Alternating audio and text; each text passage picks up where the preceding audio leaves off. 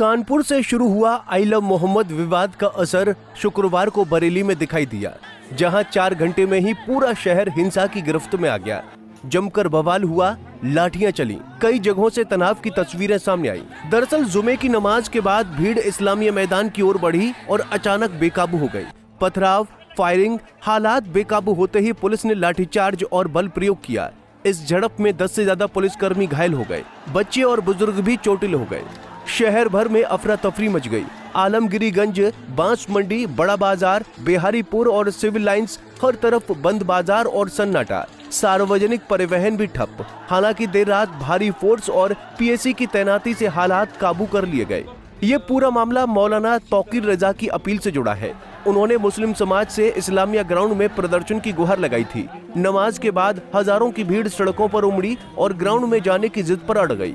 Police ने रोका तो भीड़ भड़क गई। तोड़फोड़, नारेबाजी और छतों से पथराव। हालात बेकाबू होते ही पुलिस ने लाठीचार्ज कर नियंत्रण पाया।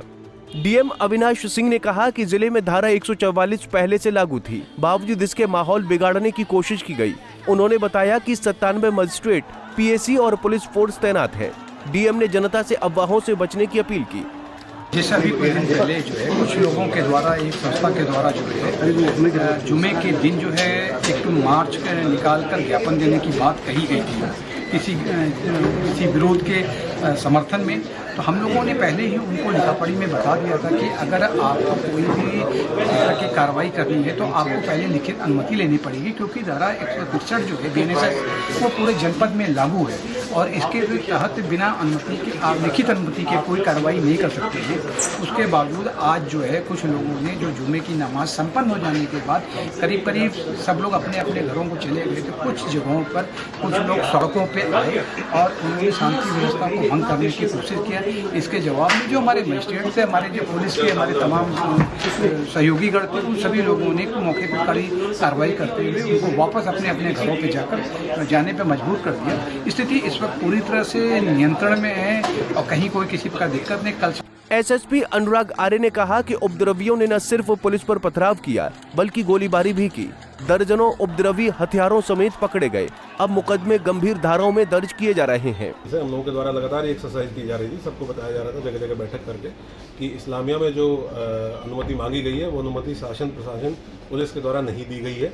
कोई अनुमति नहीं है उस ग्राउंड में बैठक करने की और इसमें कोई भी अगर विधि विरुद्ध आयोजन होगा तो पुलिस कार्रवाई करेगी। ज़्यादातर लोग इस बात से सहमत भी थे और इसीलिए वो लोग नहीं आए।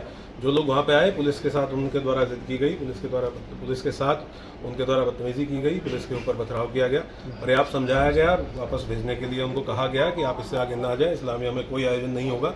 उसके बावजूद लोग नहीं माने और पथराव करते रहे। तब पुलिस ने जो हमारा ट्रेनिंग का तरीका है, ट्रेंड तरीका है, उस तरीके से मिनिमम फोर्स का यूज़ करते हुए लोगों को वहाँ से खदेड़ा।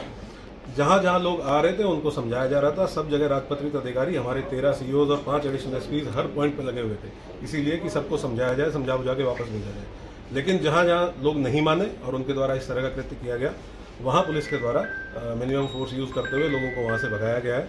हम लोग विस्तृत रूप से इसमें जांच कर रहे हैं कि इसके पीछे कौन कौन लोग हैं, प्रत्यक्ष रूप से अप्रत्यक्ष रूप से कौन कौन लोग इसमें शामिल हैं, उनके विरुद्ध बहुत कठोर कार्रवाई।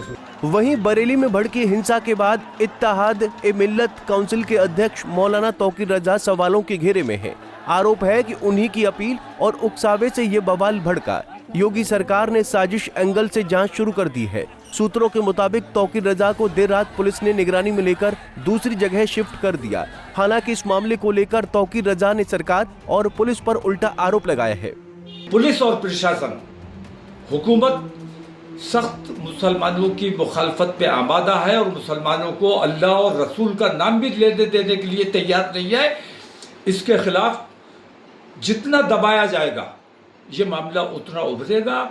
अगर हमें हमारे मजहबी उमूर से रोकने की कोशिश की जाएगी, हमारे अंदर भी कुछ ऐसे नाअक़िबत अंदेश लोग हैं जो मुखबरी करते हैं, मुनाफिकत करते हैं, इन लोगों ने माहौल को ख़राब करने की कोशिश की है। मैं अगर मौके पर चला जाता, मैं वहाँ नमाज़ पढ़ लेता, अपना मेमोरेंडम दे देता, तो बरेली में किसी किस्म का कुछ नहीं होता। लेकिन पुलिस ने जानबूझकर मुसलमानों पर लाठियाँ चलाई। मुसलमानों पर ये इल्ज़ाम लगाया जा रहा है कि मुसलमानों ने पत्थर चलाया है।